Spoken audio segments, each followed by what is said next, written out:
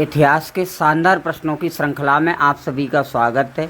एक वीडियो आपके लिए कल अपलोड कर दिया था, आप लोग देख लेना। आइए फिर शुरुआत करते हैं।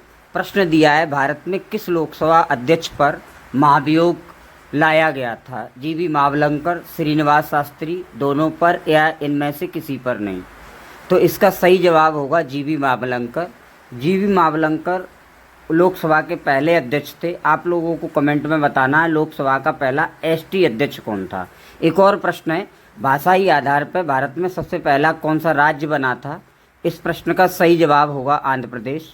आंध्र प्रदेश का गठन 1953 में हुआ। ये तेलुगु भाषा के लिए किया गया।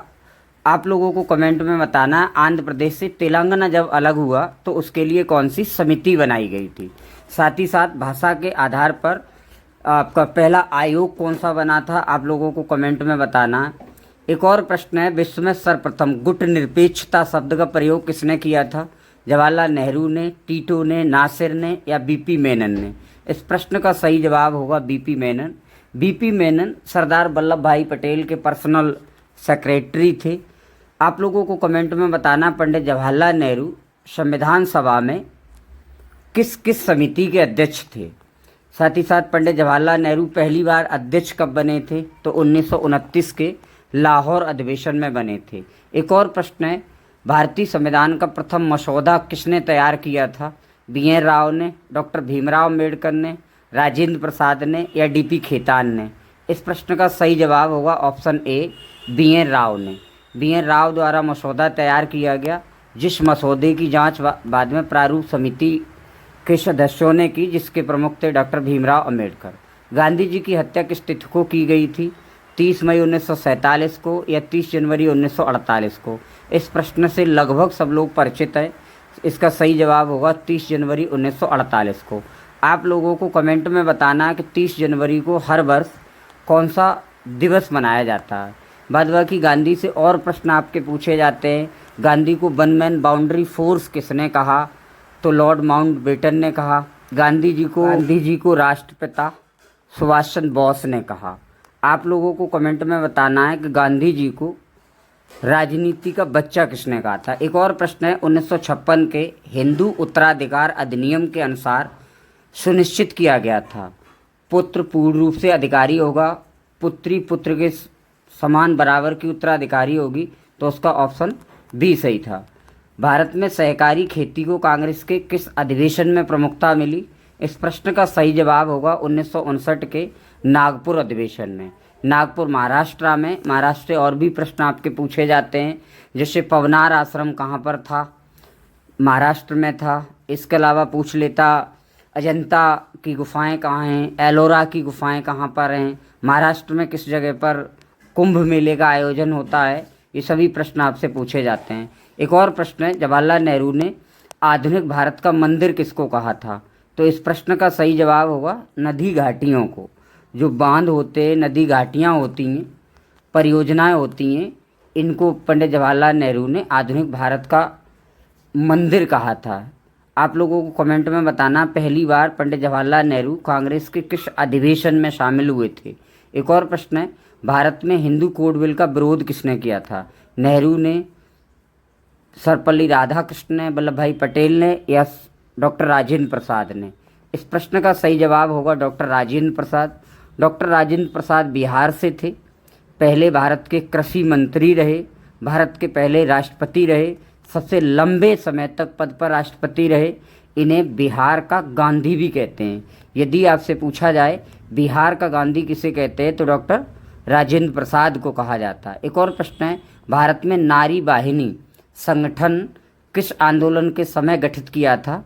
तेलंगाना आंदोलन, बरली आंदोलन या तेभागा आंदोलन? तो इस प्रश्न का सही जवाब होगा ऑप्शन ए, तेभागा आंदोलन। एक और प्रश्न है, अधोलिखित में से कौन सर्वोदय समाज के संस्थापक थे? जयप्रकाश नारायण, सरदार वल्लभ भाई पटेल, गोविंद वल्लभ पंत या विनोबा भावे? इस प्रश्न का सही जवाब है ऑप्शन डी, विनोबा भावे। विनोबा भावे गांधी जी के व्यक्तिगत सत्याग्रह के पहले सत्याग्रही थे। आपसे प्रश्न में कभी कभी पूछ लेता है कि गांधी के व्यक्तिगत सत्याग्रह का पहला सत्याग्रही कौन था? तो विनोबा भावे थे। आप लोगों को कमेंट में बताना है दूसरा सत्याग्रही कौन था। एक और प्रश्न है, गुट निरपेक्ष आंदोलन का पहला अधिवेशन कहाँ हुआ था। मुंबई में, बेलग्रेड में, काहिरा में या घाना में। इस प्रश्न का सही जवाब होगा बेलग्रेड। वैसे मुंबई के बारे में पूछा जाता है, 7 टापुओं का नगर किसे कहते हैं, तो मुंबई को कहते हैं। एक और प्रश्न है, विश्व के किस राजनीतिज्ञ ने गुट निरपेक्षता को अनैतिक निष्पक्षता की संज्ञा दी थी। मैक आर्थर ने, चाउ एन लाई ने, नासिर ने, जॉन फास्टर डलेस ने। इसका ऑप्शन डी सही था।